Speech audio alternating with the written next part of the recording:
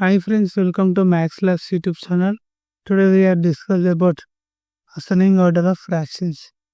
ఇట్లా find out చేసి ascending order రాయాలన్న fractions ని ఈ వీడియోలో డిస్కస్ చేద్దాం. ఈ వీడియో ఫస్ట్ టైం చూస్తే లైక్ చేయండి, షేర్ చేయండి, సబ్స్క్రైబ్ చేయండి.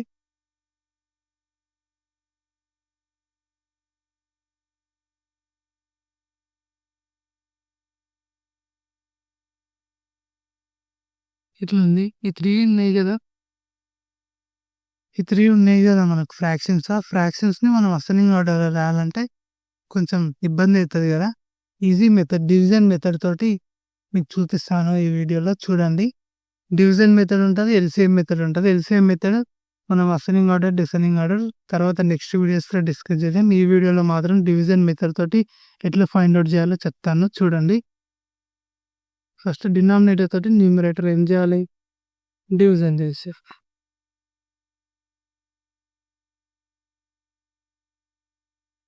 20 ప్లస్ 5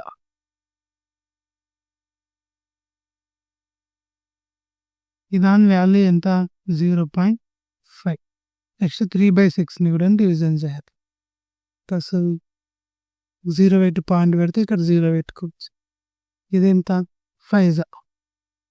ఇది 0.5. నెక్స్ట్ ఇదేంటి, ఇది డివిజన్ చేయాలి.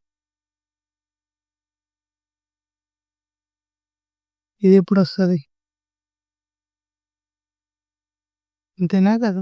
ఇది 0.11 దీని ఆన్సర్. దీంట్లో ఇప్పుడు అసెండింగ్ ఆర్డర్లో రాయాలి. ఇదేంది, దీంట్లో చిన్నది ఇదే, ఇది సేమ్ ఇది. దీంట్లో చిన్నది ఏది, ఇది.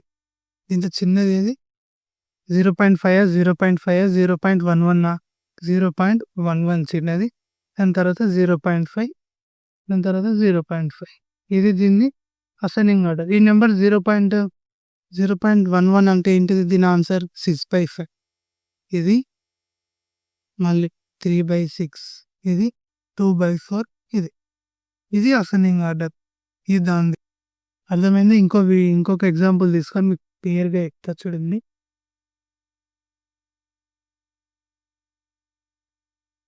ఈ ఎగ్జాంపుల్ అర్థం కాదు, స్టార్టింగ్ కాబట్టి కొంచెం కష్టంగా ఉంటుంది. ఇప్పుడు ఇంకో సింపుల్ ఎగ్జాంపుల్ సార్ చెప్తా చూడండి.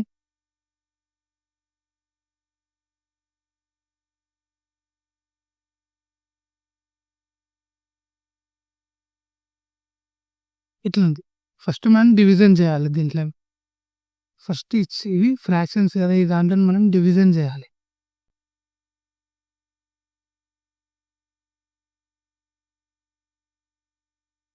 ఇప్పుడు ఈ 2 డివిజన్ చేస్తే మనకు ఆన్సర్ ఎంత వచ్చింది, 1.5. ఈ ప్లేస్ అని రాసుకోవాలి కామన్. ఇప్పుడు 4 తోటి 5 డివిజన్ చేయాలి.